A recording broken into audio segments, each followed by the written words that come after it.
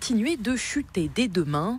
C'est mardi qu'elles seront les plus basses avec moins 5 degrés attendus dans l'Est. Mais pas de quoi jeter un froid sur le moral des habitants de la région. Il fait pas froid là. Il fait pas froid. Non, pour des Lorrains, il fait pas froid. Ça me fait pas peur, non. Je suis short toute l'année. On met un peu plus le chauffage à la maison, mais à part ça, ça va. Il faut du froid, c'est la saison.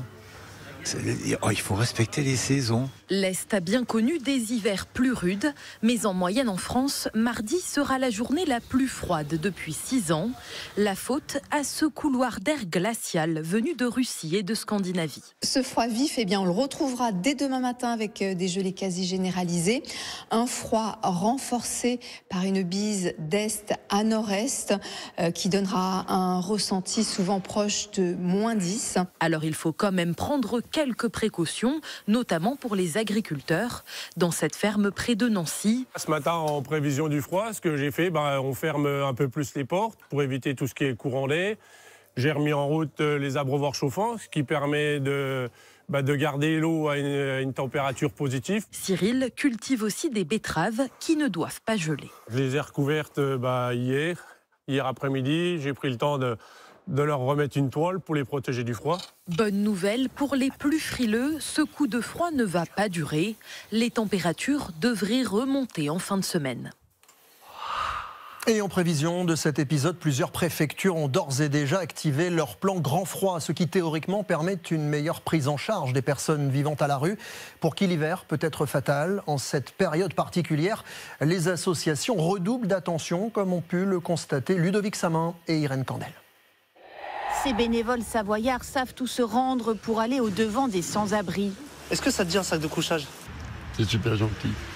Un sac de couchage, mais aussi un sac à dos garni de vêtements chauds et un petit plus. Je te donne juste de quoi te réchauffer le cœur. Quelques douceurs et un dessin réalisé par des enfants, assorti de quelques mots d'amitié. On s'y attend pas et ça rebondit comme un bon moment. C'est agréable de voir des gens qui quand même s'occupent un peu de l'autre personne. L'association cultuelle a distribué une 60aine de kits hiver ce week-end. Ça fait bientôt 10 ans maintenant que l'association Salem fait des maraudes tous les samedis. Et une fois par an, on fait ce qu'on appelle cette grande maraude-là, où on essaye de cibler à l'année ce qu'il leur faudrait pour passer l'hiver au mieux et au chaud. Toutes les associations humanitaires sont sur le pont pour cette première grande offensive de l'hiver. À Paris, en cas de plan grand froid, la Croix-Rouge double les cadences et fait une maraude par jour. Bonjour, monsieur. Foutez-moi le camp. Malgré le froid mordant, cet homme rejette les bénévoles. De mon point de vue, il y a des personnes à la rue qui nous refusent toute aide, qui ont un sentiment de liberté totale. On n'insiste pas dans ce cas-là pour avoir un contact avec ces personnes-là. C'est leur droit, leur liberté. Plus loin, l'équipe passe saluer un sans-abri qu'elle connaît bien. Il vit dans la rue depuis 6 mois et a réussi à se faire accepter par tout le quartier. J'ai la soupe tous les soirs, chaude. J'ai même pas besoin d'aller dans un centre. Je ne vais même pas resto du cœur, tout ça. Non. Bonne nouvelle, il a trouvé un emploi et mi-janvier, il devrait aussi bénéficier d'un logement. Un cas assez rare, mais qui donne de l'espoir à tous les autres et une grande joie aux bénévoles. 2 départements restent ce soir placés en alerte orange en raison des crues, le Nord et le Pas-de-Calais, où l'eau continue de s'évacuer, mais trop lentement par endroits. Le gouvernement doit annoncer demain de nouvelles mesures pour faire accélérer la remise en état des bâtiments sinistrés, parmi lesquels une quinzaine d'établissements scolaires qui ne seront pas en mesure d'accueillir demain matin les élèves pour la rentrée. Linda Carfa, Marion Vigreux. Des communes isolées, cernées par l'eau. Saint-Venant et Saint-Floris, ces 2 villages proches de Béthune, sont inondés depuis 4 jours. Certaines routes sont impraticables. Ça va prendre la semaine pour évacuer au minimum. Ça va être très long. La circulation est impactée, notamment celle des transports scolaires qui ne reprendront pas demain pour la rentrée. Et à cela s'ajoute également le système de canalisation qui a été endommagé et qui contraint donc 3 établissements à rester fermés, comme cette école primaire. L'école ne peut pas ouvrir demain à cause du réseau d'assainissement qui n'est pas fonctionnel. Donc les enfants ne peuvent pas utiliser les sanitaires. Plus de 600 élèves du secteur sont impactés, comme les 3 filles de Céline qui ne retourneront donc pas en classe demain. Pour les parents, il faut de nouveau s'adapter. Demain, je me suis arrangée pour être en télétravail, pour être présente, pour pouvoir gérer l'école à la maison. voilà, si elles ont des devoirs. Mardi, mon mari va gérer et après on avisera si l'école doit rester fermée. Certainement qu'elles iront à l'accueil qui est organisé à la salle polyvalente à Saint-Venant. Un accueil mis sur pied par les 2 communes pour toutes les familles qui se retrouvent sans solution de garde. L'encadrement des enfants est assuré d'une part par au moins 3 enseignants, et d'autre part, nous mettrons en tant que de besoin l'ensemble des jeunes et personnes moins jeunes qui ont des diplômes, par exemple BAFA ou autres, pour pouvoir maintenir cet encadrement de qualité. À Arques, dans le secteur de Saint-Omer, c'est le centre social qui accueillera certains élèves. Car les classes n'ont pas pu être nettoyées à temps pour la rentrée. Les sols sont encore boueux. On va refaire l'école à la maison. La rentrée, elle a déjà été chamboulée. J'espère que je vais reprendre l'école parce que je veux voir ma maîtresse. Je l'aime tellement, ma maîtresse. Au total, dans le Pas-de-Calais, 16 établissements scolaires resteront fermés ce lundi, primaire, collège et lycée. Pour 6 d'entre eux, le distanciel sera la seule option. Il y a 9 ans, le 7 janvier 2015, avait lieu l'attentat islamiste de Charlie Hebdo. 12 personnes tuées, dont 8 membres de la rédaction par les frères Kouachi. Plusieurs personnalités politiques françaises ont participé aujourd'hui aux cérémonies de commémoration. Un hommage a également été rendu ce soir aux victimes de l'hypercacher. Un nouveau cap pour les 3 ans et demi qu'il lui reste à l'Élysée avant la fin de son second mandat. Voilà ce qu'avait promis aux Français le soir de ses vœux Emmanuel Macron. Et cela passe en premier lieu par un remaniement. Faut-il y voir un signe? Elisabeth Borne est en ce moment même reçue par le chef de l'État, alors que depuis plusieurs jours, les rumeurs vont bon train, à commencer par le sort qui lui sera réservé. Samuel Collin, Guillaume Brunero. Tout le monde en parle et pourtant ce matin, les ministres font semblant de rien. Alors Bruno Le Maire, il est beaucoup question de remaniement ministériel. Vous en avez entendu parler aussi? Assez peu. Ah bon? Oui, Amélie Oudéa-Castéra, pensez-vous qu'Elisabeth Borne a fait son temps à Matignon? Je ne vais pas répondre à cette question. Et pourtant, elle se pose cette question du remaniement, notamment depuis le 31 décembre et cette phrase d'Emmanuel Macron qui sonne comme une condamnation. Tous ces mois passés ont donc été bien loin de l'impuissance qu'on nous prédisait et c'est heureux. Et je veux ici tout particulièrement en remercier la Première ministre et son gouvernement.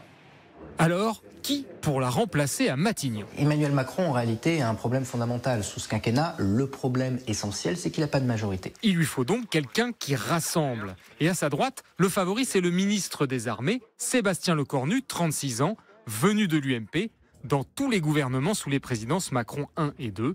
Autre avantage. On a une personnalité qui n'est pas extrêmement située, campée politiquement. Il vient de la droite, mais d'une droite plutôt sociale, etc., compatible avec la gauche de la majorité, qui peut parler avec LR. Pour ça, c'est aujourd'hui pas un mauvais profil. Autre option, venu de la gauche justement, Julien Denormandie. 44 ans, issu du quinquennat Hollande, il est marcheur de la première heure en 2017 et ministre de l'Agriculture remarqué sous Jean Castex. C'est vrai qu'il faut qu'il rassemble un petit peu cette aile gauche qui s'est rebellée par rapport au projet de loi immigration parce qu'il jugeait que certaines mesures étaient trop droitières finalement. Une fracture qui a écarté Gérald Darmanin un temps pressenti alors que Richard Ferrand, battu aux législatives en 2022, n'a plus la cote non plus.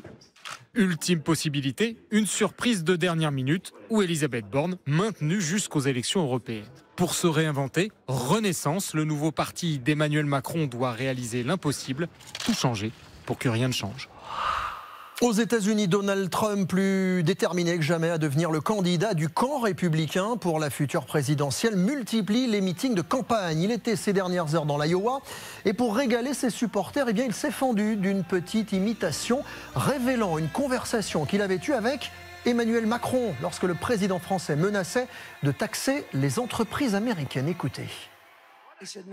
J'ai dit non, mais vous n'allez pas faire ça, Emmanuel. Non, Donald, c'est déjà passé. J'ai dit, vous feriez mieux de l'annuler parce que si vous ne l'annulez pas, vous allez payer des droits de douane de 100% sur tous les vins et champagnes expédiés aux États-Unis à partir de ce soir. Non, vous ne pouvez pas faire ça, Donald. Vous ne pouvez pas faire ça. J'ai répondu, je peux le faire. Je suis d'ailleurs en train de le signer en ce moment même. Non. Ok, Donald, écoutez, ok. Je ne vais pas faire payer. Nous n'allons pas le faire. C'était là. On évoquait en début de journal le coup de froid et les chutes de neige qui touchent la France. Les États-Unis font face à leur première tempête de la saison et d'une autre ampleur, vous le voyez, vous le constatez ici dans le New Hampshire notamment, état du nord-est près de la frontière canadienne. Et puis 24 heures après l'incident survenu sur un Boeing 737 MAX de la compagnie Alaska Airlines, le dislocage d'un morceau de fuselage et l'envol d'une porte en plein vol, eh bien plusieurs compagnies aériennes ont décidé d'immobiliser au sol leurs appareils afin de procéder à des inspections. Résultat, des dizaines de vols annulés un peu partout dans le monde. Il faut en effet jusqu'à 8 heures pour vérifier chaque avion.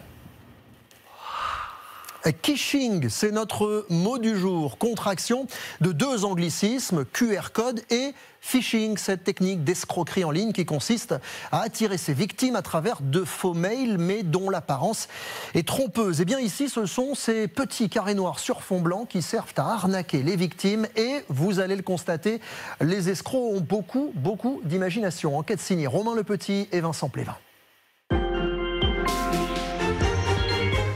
Une arnaque déroutante. Loris, 3000 habitants au cœur de la forêt orléanaise et une borne électrique, cible d'escrocs courant décembre. Un administré a appelé la mairie pour signaler qu'il venait de se faire arnaquer. Voici l'arme du crime, un QR code. Pour recharger sa voiture, il faut le flasher pour arriver sur le site du fournisseur et entrer ses coordonnées bancaires. La suite, c'est l'adjointe au maire qui la raconte. Il n'y a pas eu d'électricité dans la voiture, elle n'a pas été chargée. Et après vérification de son compte, il s'est aperçu qu'il avait été débité de 40 €. Donc le malfaiteur colle un faux QR code par-dessus le vrai QR code. La victime qui vient pour recharger son véhicule scanne donc le faux QR code et elle se fait pirater ses coordonnées bancaires. On a la chance d'avoir des caméras de vidéoprotection juste au-dessus. Donc il y a une enquête de gendarmerie qui est en cours. À mesure que les QR codes pullulent dans notre quotidien, les arnaques du genre se multiplient. La gendarmerie alerte régulièrement sur ces faux PV qu'il faut régler via une adresse web accessible en flashant un QR code. Plusieurs communes ont signalé de telles distributions, des escroqueries qui concernent aussi de faux avis de la Poste et même les Vélib à Paris en 2019. Ce faux QR code que l'on peut voir ici à l'écran vous emmène vers un autre site qui ressemble comme deux gouttes d'eau au site sur lequel vous vous attendiez, mais au moment où vous allez renseigner vos différents éléments, login, mot de passe ou vos coordonnées bancaires, ça va arriver directement chez l'attaquant qui ensuite pourra les utiliser pour pirater votre compte ou signer des documents à votre place. Cette escroquerie s'appelle le kishing, car elle passe par un QR code sur le modèle du phishing qui vous hameçonne par téléphone. Le kishing consiste en fait à apposer un QR code falsifié pour arriver soit sur une fausse page web, soit pour aspirer les données à caractère personnel des utilisateurs. Impossible à l'œil nu de distinguer un faux QR code d'un vrai, mais pas de panique, juste rester vigilant comme avec les SMS et les mails frauduleux. Et c'est là où il faut retrouver ces réflexes originels qui sont de regarder si vous êtes bien sur le bon site du fournisseur. De la même manière que quand vous recevez un mail piégé, ça vous emmène sur un site qui a l'air étrange. C'est la même chose, donc vous pouvez scanner le QR code, mais faites attention là où vous arrivez avant de payer ou de renseigner des identités. Avant d'entrer vos données personnelles, vérifiez toujours s'il n'y a pas des fautes d'orthographe ou une erreur dans la barre URL, l'adresse du site internet. Cette application à présent qui suscite la polémique, lancée en début de semaine, e-Avocat, c'est son nom, propose aux utilisateurs de remplacer leur avocat par une intelligence artificielle, moins chère et tout aussi efficace, c'est ce que semble promettre en tout cas son créateur, de quoi s'attirer les foudres de toute une profession. Bertrand Frachon, Arthur Muriot. C'est une vidéo promotionnelle qui a fait beaucoup réagir. Bien que je n'ai pas de diplôme officiel, je suis largement capable de rivaliser avec n'importe quel avocat. Pour tout problème judiciaire, familial ou autre, je suis l'outil qu'il te faut. e-Avocat, plébiscité par des rappeurs français comme La Crime, est une application payante proposant des conseils juridiques avec des réponses générées par l'intelligence artificielle. Dans ce spot, elle semble se présenter comme une alternative au métier d'avocat, un simple coup de com' pour son fondateur. On voulait surtout pas, avec tout le travail fourni, 5 mois de travail de toute une équipe, prendre le risque de passer entre les mailles du filet et de ne pas être remarqué. Résultat, ça a créé le buzz. Maintenant, il faut rediriger l'idée et mieux l'expliquer peut-être. Mais pour les avocats du Conseil national des barreaux, un tel sujet est trop sérieux pour le prendre sur le ton de la plaisanterie. L'application e-Avocat entend donner des consultations personnalisées, alors même que ça lui est totalement interdit, pour un prix présenté comme avantageux de 69 €, alors même que cela correspond au prix moyen d'une consultation juridique donnée par un véritable professionnel tel un avocat, notamment par le biais de la plateforme avocat.fr. Maître Maud Jocteur-Montrosier est l'avocate du fondateur d'e-Avocat. Pour elle, en aucun cas, cette application ne menace sa profession. C'est pas l'IA qui va donner des conseils stratégiques dans l'intérêt d'une seule personne, parce qu'il y a ce côté-là. L'avocat est là pour certes avoir des connaissances, mais les mettre en application stratégiquement dans la défense d'un client. Selon elle, e-avocat pourrait même être un atout pour les professionnels du droit. Aujourd'hui, je pense que ça peut nous faire gagner du temps dans la recherche, en fait, voilà, sur l'accès à la connaissance, l'accès aux données. Afin de lever toute confusion, e-avocat devrait changer de nom dans les prochains jours. Après des mois de hausse puis une relative accalmie, les prix de l'alimentation devraient enfin baisser. Alors que se déroulent en ce moment les négociations entre grandes surfaces et industriels, c'est Thierry Cotillard, le patron du groupement Les Mousquetaires, qui l'annonce. Le tarif des pâtes, des biscuits, des produits d'hygiène notamment vont diminuer. Thierry Cotillard qui sera demain l'invité d'RTL à 7h40. Autre baisse de prix annoncée, celle-ci revient tous les ans, 2 fois par an même. Les soldes, coup d'envoi dans 3 jours, mercredi. Les promotions s'étaleront jusqu'au 6 février. 4 semaines durant lesquelles les commerçants vont pouvoir vendre à perte et les consommateurs profiter des bons plans. Encore faut-il ne pas se faire avoir. Et vous allez pour cela nous aider ce soir, Cyrielle Stadler. Première question, la mention ni repris ni échangé. On la voit beaucoup en magasin pendant les soldes. Est-elle légale? Alors sur ce point précis, Dominique, le site du ministère de l'économie est formel. Si la mention ni repris ni échangé est affichée en magasin, les vendeurs n'ont pas l'obligation d'échanger ou de reprendre un article soldé. Par exemple, vous avez acheté un pantalon en solde sans l'essayer et finalement il ne vous convient pas, il n'y a pas de recours possible. En revanche, si vous vous apercevez que votre vêtement a un défaut de fabrication non apparent, un vice caché, et bien dans ce cas-là uniquement, le commerçant est dans l'obligation de vous proposer un échange ou un remboursement. Alors ça, c'est pour les magasins. Si on décide de faire ses achats sur Internet, est-ce que le consommateur est autant protégé? Et il est même plus, puisque la loi stipule que solde ou pas solde, vous avez 7 jours après réception de votre commande pour décider si vous souhaitez la garder ou non, et ce sans avoir à apporter de justification. En revanche, attention, les frais de retour peuvent être à votre charge. Sachez également que si vous avez prévu de faire les soldes sur Internet, que de plus en plus de sites de faux sites de vente font leur apparition. Exemple avec ce faux site frauduleux de basket. Regardez, il est plutôt bien fait. Le logo de la marque est là, les photos des produits aussi. Vous payez, mais vous ne recevez jamais votre commande.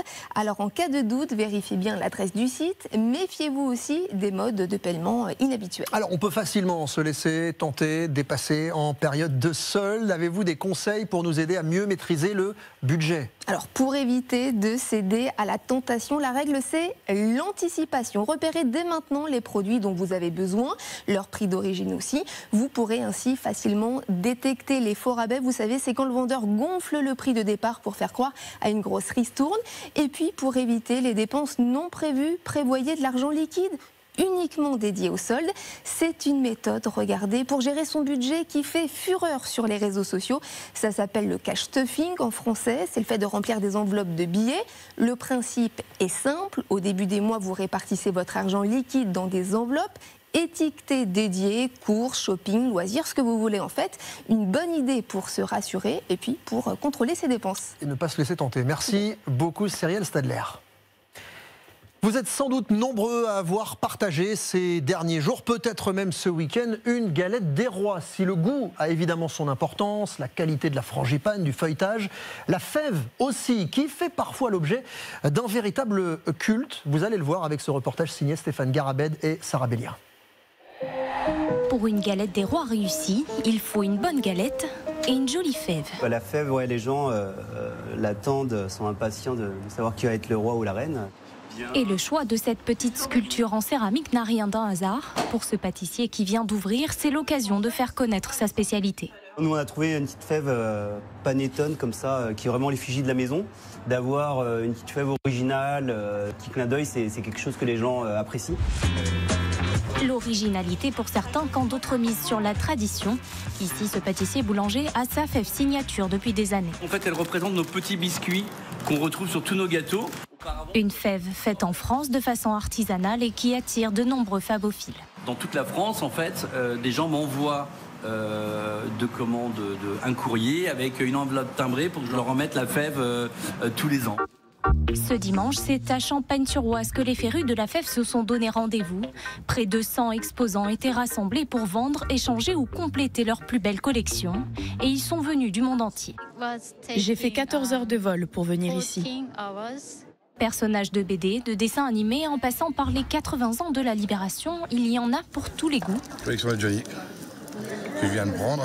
Thierry, plus de 4000 fèves au compteur, organise cet événement depuis 32 ans. Il faut savoir qu'il y a 2 sortes de fèves. Les anciens comme moi, on fait la fève à plat, où c'est écrit derrière. Et pour les enfants, ça s'appelle des fèves de vitrine. C'est-à-dire que ça s'appelle des fèves de boue. Et parmi la crème de la crème pour se passionner, ces fèves de Limoges-Castel d'avant-guerre. Quand on a ça, mais c'est le Graal pour nous. Regardez mais c'est rare, c'est d'une qualité exceptionnelle. Ici, pour devenir le roi de la fève, il faudra débourser plus d'1 millier d'euros pour certains modèles. Le nouveau spectacle Disney sur glace est en tournée dans toute la France. Intitulé « Croire en ses rêves », il met à l'honneur les princes et les princesses qui ont largement contribué au succès des studios. Entre costumes et paillettes, la troupe de patineurs revisite les plus grands classiques. Une prestation parfaite qui demande, vous allez le voir, beaucoup d'entraînement. Reportage signé Guillaume Brunero et Alice Dubernet. Les emblématiques Mickey et Minnie accueillent le public avant de laisser la glace à Aladdin, Jasmine, la petite sirène et bien d'autres, avec des costumes pour le moins encombrants et de nombreux accessoires. Alors là, je vais vous faire rentrer dans l'univers vraiment Disney sur glace, avec quelques accessoires magiques du spectacle. Ici, nous avons le bouclier et l'épée du prince Philippe dans La Belle au bois dormant, et c'est grâce à ces armes qu'il combat le dragon. On s'entraîne avec et c'est comme ça qu'on arrive à faire en sorte que les gestes deviennent naturels et qu'ils ne nous entravent plus du tout lorsqu'on fait la chorégraphie. Des chorégraphies connues sur le bout des doigts à force d'entraînement de 8h à 18h pendant plusieurs semaines. Le niveau est impeccable et même automatique. La chorégraphie devient implantée dans nous, donc on n'a plus besoin de penser à la chorégraphie, à la musique et tout ça. Donc il faut vraiment juste s'habituer à s'habiller rapidement, changer nos costumes. On a des fermetures éclairs, donc on peut garder nos patins en même temps de se changer. Donc là qu'on a des changements très rapides, on peut juste ouvrir les fermetures éclairs, refermer et rembarquer sur la glace.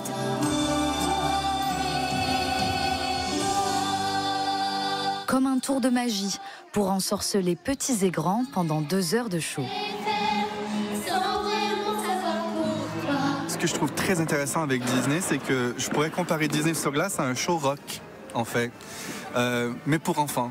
Alors, les enfants vont se lever, vont chanter leurs chansons préférées, ils vont crier. Et je pense que c'est ça qui me donne le goût de continuer et d'en redonner au public l'énergie qu'il me donne. J'aime bien les princesses. Ça change un peu du Disney parce que c'est dans la vraie vie et pas du dessin. Dernière étape cruciale avant d'aller voir Disney sur glace, réviser les paroles de ses chansons préférées.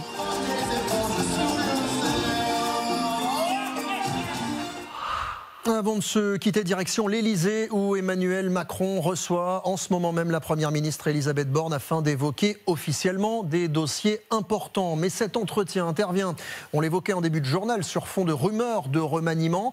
Pauline Buisson, en sait-on un peu plus sur cette entrevue ? Eh bien, ce que l'on sait, Dominique, c'est que ce rendez-vous n'était pas prévu à l'agenda du président de la République, pas plus à celui de la Première ministre Elisabeth Borne. Ce que nous confie l'entourage du président de la République, c'est que les deux têtes de l'exécutif évoquent ensemble les dossiers importants, notamment les intempéries dans le Pas-de-Calais ou encore la vague de froid qui déferle sur la France. Mais impossible d'imaginer qu'Elisabeth Borne et Emmanuel Macron n'évoquent pas aussi le remaniement gouvernemental. On sait que le chef de l'État veut changer son équipe. On ignore pour l'instant quelle sera l'ampleur de ce remaniement. On ne sait pas si Elisabeth Borne sera toujours Première ministre la semaine prochaine. En tout cas, une chose est sûre, ce rendez-vous improvisé ce dimanche soir est déjà très largement commenté. Merci beaucoup Pauline Buisson. C'est la fin de ce journal. Merci de l'avoir suivi. Ce soir, dans Capital, la bataille des prix entre discounters et hypermarchés. Demain, Nathalie Renaud pour le 12-45, Xavier Demoulin au 19-45. Tout de suite, c'est Sport 6 et E égale M6. Passez une très belle soirée. Retrouvez M6 Info sur vos réseaux sociaux.